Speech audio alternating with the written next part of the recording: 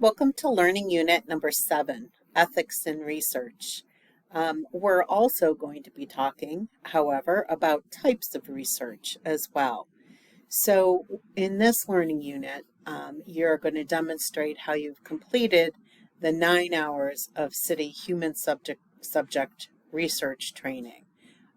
So you're going to do that by submitting your city certificate by the end of this learning unit. Along with our focus on the protection of human rights in research, we're also going to review the research process and look at experimental and non-experimental research types. So by the end, you're going to have reviewed the guidelines from within your text to assure the protection of human rights in research, especially as applied to research of human subjects at Mercyhurst University. You're going to be able to summarize the ethical violations of significant historical research studies, and this will come mainly from your readings in the text and your city modules. You're going to be able to discuss steps in the research process and differentiate between experimental and non-experimental research. So to meet these student outcomes, you have a couple of learning activities. The first is Chapter 3.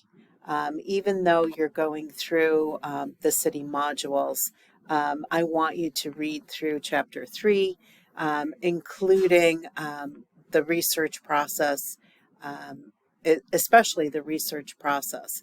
But the key component when you reach the ethical issues in nursing is to look at Table 3.4. And you're going to need to be actually reviewing Table 3.4 as you answer the discussion board post. So let's go on. Quiz 7 is questions that are based on Chapter 3 of your text. Again, as all of these quizzes have been, you can save and resume this quiz at any time.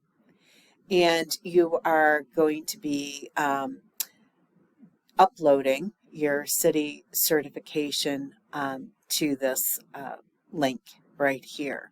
So that will be done. When we come back from spring break, and yes, spring break is next week, when we come back from spring break, we're going to change our focus more on looking further at research methodology, but also in developing our PICO question and our research poster.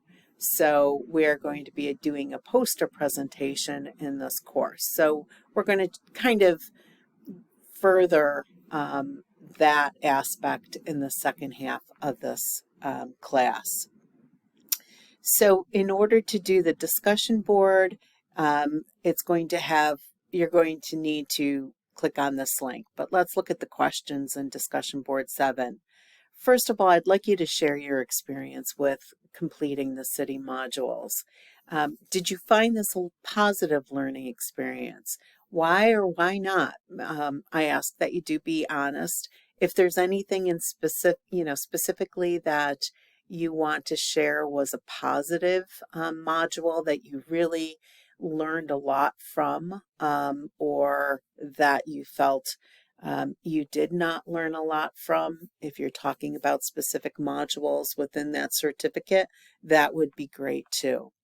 The second part is asking you to look at the Mercyhurst University IRB, Institutional Review Board website, the IRB proposal form found on the website, and looking at Table 3.4 in your text. Because it's asking the question, our proposal form is required for all students and faculty that are doing human subject research at Mercyhurst.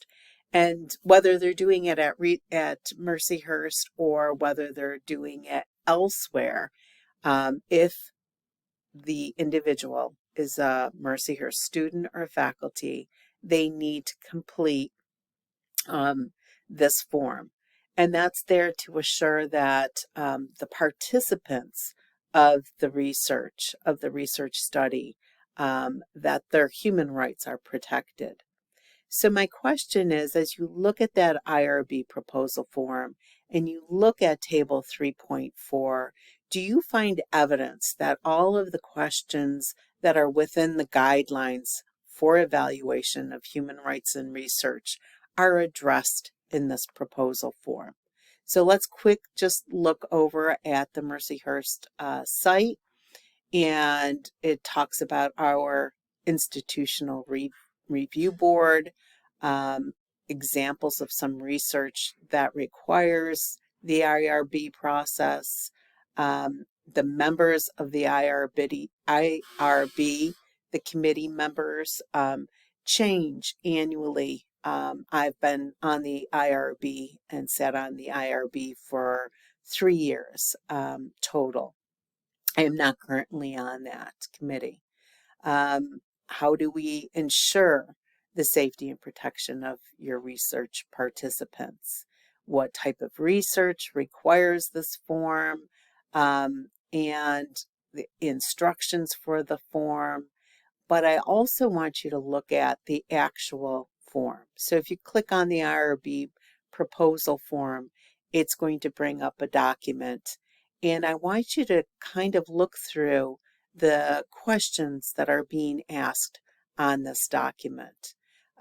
Look through these questions, and especially this page, and then I want you to answer the discussion board post. So here's a nice proposal form. These are the required components of it. So it ends here. Any questions, let me know.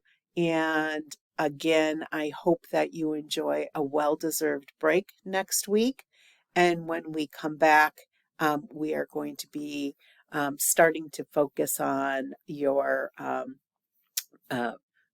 project, your research poster presentation.